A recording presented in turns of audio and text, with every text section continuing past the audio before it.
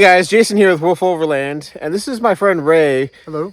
And he has the Red Beast wagon. He also has a YouTube page, so I'll link it below, and you guys can all check out his channel and everything that he's done to the Red Beast.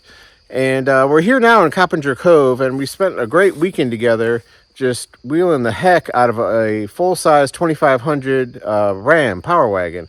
So it definitely kept up with the Jeep Gladiator. And there was a couple of obstacles that he walked up that I struggled 2 or 3 times with. So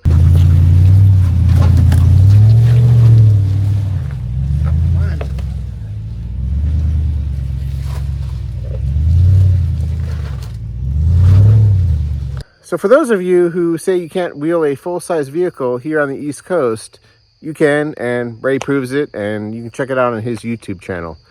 So without further ado, let's do a walk around of this vehicle. All right, well, thanks, Jason. For those of you that are not familiar with a Power Wagon, it's basically a 2500 truck with a Power Wagon suspension. It's made to off-road, so it's like a Jeep Gladiator Rubicon, just a bigger version of it. It's got rear lockers and front lockers and an automatic disconnecting sway bar. So it's just like a Rubicon in that regard. So there's Jeep Wrangler Rubicon and a Jeep Gladiator Rubicon and the Power Wagon, and all those 3 vehicles are similar in that way. It's got the 6.4 liter Hemi, which is a nice big 392 cubic inch engine. So it has a 12,000 pound Warn Xeon winch. It's an OEM version, and it's got synthetic line, and it works very well. That's unique to definitely trucks, and you can get that added on a Gladiator, I think, if it's an option, or maybe a Wrangler, but typically you add those after the fact. So it's nice that that's built in. And so it comes with some really good flex already, but I ended up putting the Thurin 1.5" lift kit on the front, which basically has really about the same coil rate as the factory one. It's just a taller spring, and then it's got a taller shock that allows it to increase the wheel travel, say from 8 inches to 9.5 inches on the front. So it has the Fox 2.0 IFP shocks. That came with the kit. They're not that expensive a shock, but they do the job for now. You're not going to see anything with all the mud right now, all the stuff we've been through today. Yeah, we had a pretty good mud puddle. You'll see that in one of my videos. Now, I noticed it had a front camera. Are there any other cameras does it have like a 360 camera or anything? It definitely does. It's got quite a few cameras on it. I don't know how many it has, maybe 10 or something, but there's cameras up in this mirror. So when you fold the mirror, the cameras still work. Nice. So you get a 360 degree surround view of the truck and all the cameras. There's a rear camera, there's a cargo camera, and of course the cargo camera is now blocked a little bit with rooftop tent. But yeah, it definitely does well. The other thing that I've added to it, I've put some white knuckle off-road rock sliders, which are definitely a plus. Those things are super heavy duty. They come with 2x4 rubber rail. It's 1/4 inch thick, so it's really beefy structural tubing. The rubber rail is I think 1 3/4 inches, and it's 0.18 or 8.18 inches thick, so it's really beefy. And then the members going back to where it bolts into the frame are 2x2 by 1/4 inch. So each side of the rock slider weighs 155 pounds each, so it added a lot of weight to the truck. But I can tell you, with this trip and with some other trips, they definitely come in handy, man. I hit them quite a few times, and it certainly does the job.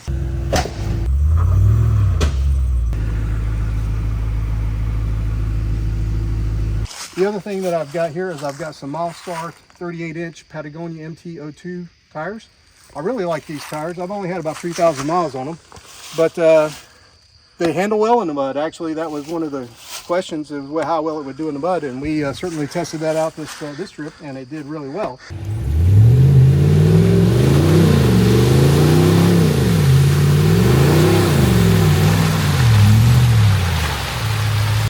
So in the rear, I've got Carly R2 coils, which are progressive coils. So it's a little heavier duty coil that's, the extra weights that you can put on it from overlanding and camping and such. So it sits up a little higher than it would be normally, and that helps. And so I still have a good brake even when it's loaded down.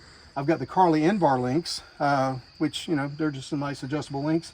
And of course in the front I had the Thurin track bar, and in the rear I have a rear track bar, and that's a really nice beefy track bar. And that the rear especially, there's a different bracket, so it gets the geometry a lot more parallel so that the tires will travel up and down more parallel as opposed to shifting on one side or the other when it's flexing. So that helps quite a bit. The other thing I did, made it a little louder. I've got a MagnaFlow direct flow exhaust muffler, which makes it sounds really good. Everyone compliments that. I really like how this has a step here too. Yeah, that was one of the, there's like a rear step option. You could have got the full step plate. Right. I decided against that just to add a little more weight, but I think I can clean it up a little better because mud certainly gets up in there. And you still have a good foothold good on here, and I don't think we really have to worry about kids getting stuck in there too, because I think it really works like that. I've got a Death-Off Manufacturing contour rack that's really beefy, and oh yeah, that thing is, it's like a 2-inch tubing. It's an 1/8 inch wall thick, and that thing is sturdy. And when you built this out from the factory, you opted with the Ram boxes, right, which does affect every... Right, so the lights would come on if I had the truck just recently turned on. But yeah, so I've got my camping gear and things like that over on this side. And then on the other side, I've got tools and recovery gear and some other stuff and a compressor that I would use when out on the trails. When you don't have the ladder down and everything, yeah, exactly. so... And it blocks it up, but you can still get the Ram box up. You just have to lift the ladder up a little bit. So nice. Still works good. So on the top of the rack, I've got a nice Top Oak Galaxy 1.0. It's a 2024 edition. It's got some nice new features, design features. And I really like this tent. This is the first trip I've used it. So this will be the third night. I'm staying up in it tonight, but I really like it. It's really comfortable. I've got a nice different mattress in there. It's a Lost Horizon inflatable mattress. It's got a foam pad. It's really comfortable. Then on the shade awning, I've got a Batwing compact awning, which is very lightweight. And I got it originally just because I wasn't sure how well I would be able to swing an awning out this way, because it would basically maybe get in the way of the door. And it definitely would where it's sitting at right now, but who knows, later I may adjust it or get a different one or put it up higher, which is possible. But yeah, overall I like the awning. It's got a fair amount of shade covered area, so it would definitely work for a couple of people. Then in the back, I've got this, on the bed cover, I've got a Revolver X4S, which is really nice. I like it. I had a back flip before, but the back flip would not flip up and it would hit the rack. So when I purchased that cover for it, I wasn't planning on putting a rack at that point in time. So things changed, but anyway, so I swapped it out. But I really like this cover, I think, better because it's really secure and it latches down pretty well and it's pretty watertight. I'm still working on some of the gasketing here, but overall it's pretty decent. And I've got my full size 38-inch spare back there. It's kind of in the back. It's a little dark. I did that not too long ago. Then of course on this side I've got the kick-ass premium shower awning. It's got a roof that comes out. I don't have it deployed right now, and it also has a light strip, which is nice, the LED light strip. Yep, that's new. I wish mine had that, because even I have the Top Oak tent, but I've got the first version that doesn't have the breather vent up there. And do you know off the top of your head the other difference in it? I think the part that comes back, the crossbar, is a little different than okay. yours, and it snaps in, so it's very similar to the newer Stellar design. It's the same crossbar and the same latching mechanisms. So I think that between this tent and the Stellar tent, it's I think it's the same, pretty much the same shell and same hardware, and then the fabric is different and the opening is different. It's got some awnings that come out either side. Nice. That would help protect it in the rain, which would be nice.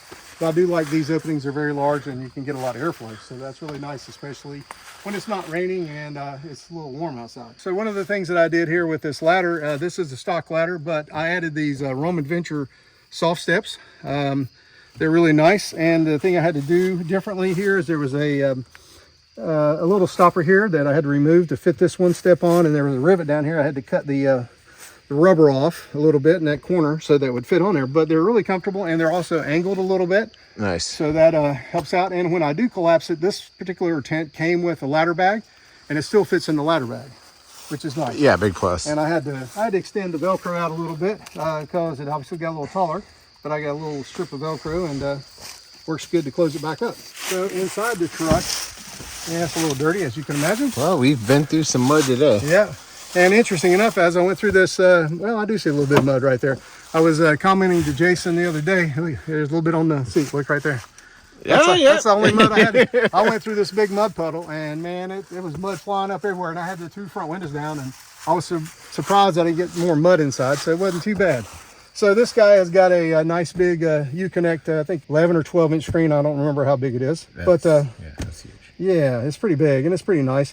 This one is a level 2 equipment group. And the other things I added to it, I added dual alternators, which come in handy. It's got a 370 amp output alternator, which is really nice. And the really cool thing I could order it and get vinyl flooring, which is, not so typical. But I definitely wish Jeep did this. Yeah. I mean, to have vinyl flooring that you can just kind of clean all the mud off instead of having carpet. I mean, that's a game changer. Yeah, it's really cool. And of course, it's really comfortable going down the road. It rides well. I mean, with the suspension, I'd say it rides better than the factory did with the Thurn suspension. So the other thing is, and I got them on now. You can see them a little bit. I've got these Morimoto rock lights that I added to them. Yeah, so there's 8 of those, and it lights up the truck pretty well, especially as it gets darker. Yeah. Yep, and now I got the Morimoto side lights or ditch lights. They're little 2-bangers. They're the wide version, which they work pretty well. And I've got more Morimoto lights to add into the truck whenever I get my front bumper installed. I've got a new front bumper. Well, it's already here. I just haven't put it on yet. It's a Chassis Unlimited high clearance bumper. And I'm going to put 8 lights on it. It'll be 4 sets of lights. So that'll be nice, especially if you go out at night. Over here in the back, I've got my fridge set up, and this fridge has worked pretty well. It's a fairly inexpensive fridge, 37 liter or something, 35 quarts, something similar. And so in this seat or the back of the truck has this fold flat adapter, or it's like a bench that folds out. And then on top of that, I added and created this little 30-30 mount to hold everything in place. And I've got my power stations over there. I've got a Delta 2, EcoFlow Delta 2 powering the fridge, and it can power it at least for 2 days and maybe a little bit more if it's colder. The other thing that I really like about the EcoFlow system is I've got a EcoFlow alternator charger. It's 800 watts. It'll pump in 800 watts into that guy. And it's a lot of power coming in. It's like 8 times the power of a 12 volt cigarette lighter, so you can charge it up really quick. If it's when you're out on the trails, it charges up nice. I've got an inverter on this truck. It's built in, so I can charge up. I've got some little small Blue Eddy AC2As, and I can plug those directly in to the inverter, and so when I'm going down the road or out on the trails, those will charge up really quick as well. So definitely I like that setup, and there's things that can change about it, but overall I'm satisfied with that, and I'm really happy with the truck so far. It definitely climbs well. There's no doubt about it. The pro and the con is kind of like it's very big, which is a pro for me because I like all the room. The con is that it's pretty big, so I'm a little wider than Jason is with his Gladiator, probably a few inches on the wheel, outside wheels, but I'm more straight up. So when it comes in like a Jeep or a Wrangler or even a Gladiator, it's smaller at the top. This one's more straight up, so definitely a little tighter when you get off camber, and you could potentially tip into a tree or get close to rubbing a tree. But this thing is very stable. It's got a pretty low center of gravity, I think, just because of the frame is really heavy duty. The axles are really heavy duty. They're like 1-ton axles, so they're really large. You have all the lockers on it, definitely will climb. I can attest to that. We just completed the bearpin gap part of Coppinger Cove today, and there were some tight spots in there, but he had no problem keeping up with me, and a couple of the obstacles he definitely did better than me. And myself, coming from a full-size Tundra, I can definitely appreciate a full-size vehicle like this.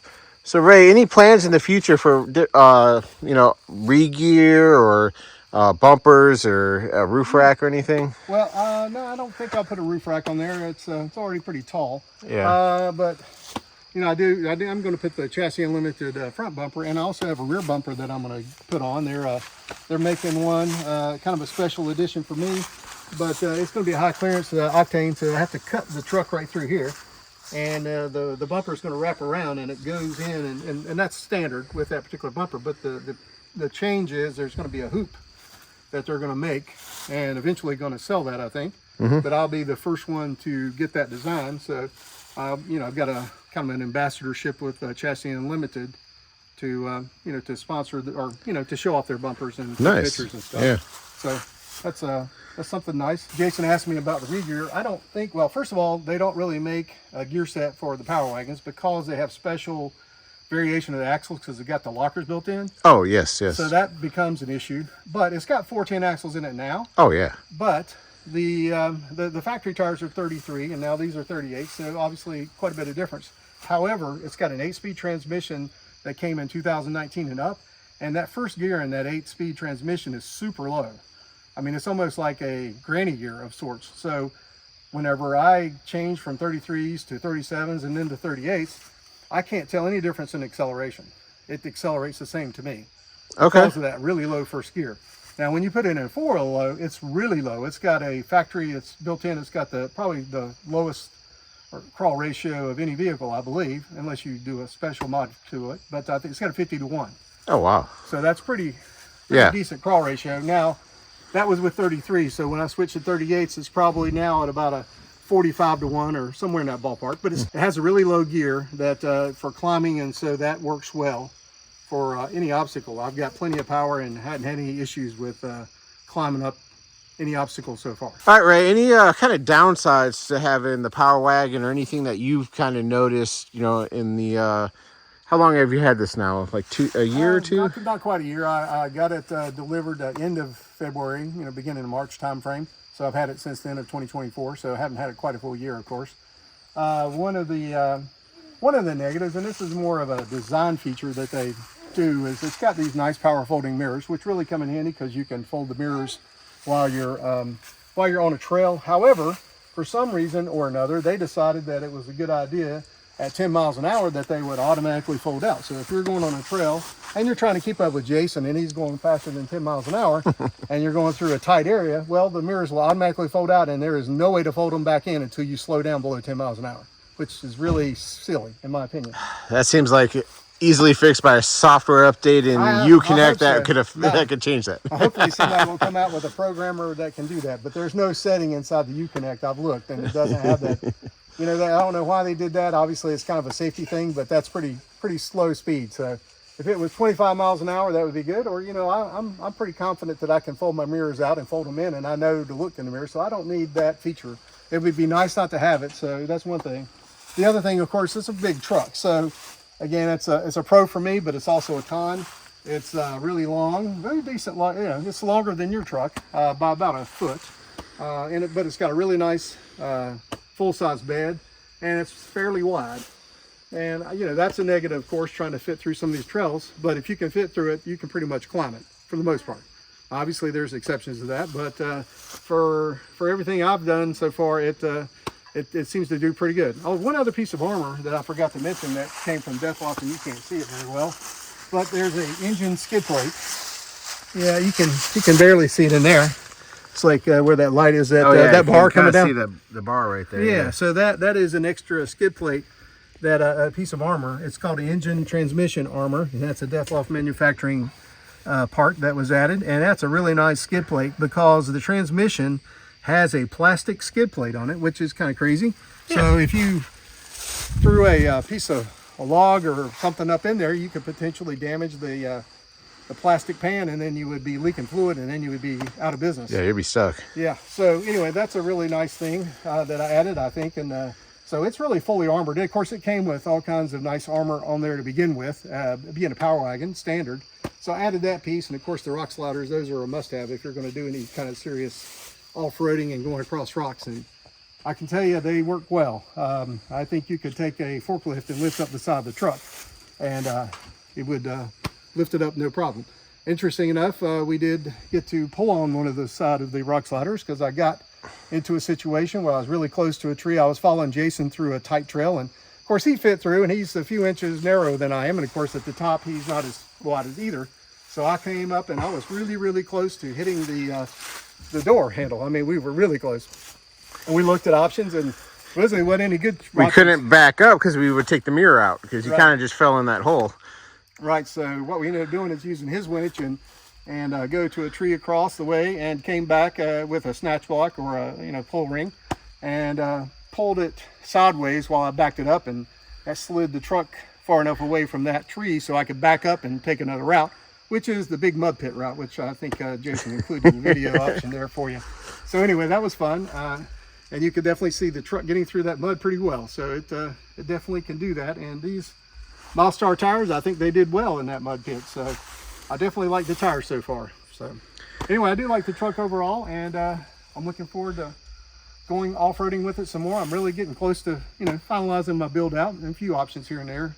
We'll continue and add on the bumpers, but it's getting really close. All right, guys, I hope that kind of showed you how kind of Power Wagon is and how it kind of will fit into, if you had a bigger family, or if you're kind of a bigger guy or gal and wanted a full size, the room and comfort of, traveling in a full size vehicle with a bunch of room. I know this kind of would have made a game changer for my recent trip out to Colorado and whatnot, having a big full-size cabin like that. But it definitely is a very capable vehicle. I'll link the description right here and below. Go check out his page, give him a like and a subscribe, because all the stuff I do recently, he's got video on that too, or he's in the video. So yep, definitely a channel you would want to check out. Well, thanks for the plug, Jason, and looking forward to going off-road with you some more. So we'll have fun. Yep.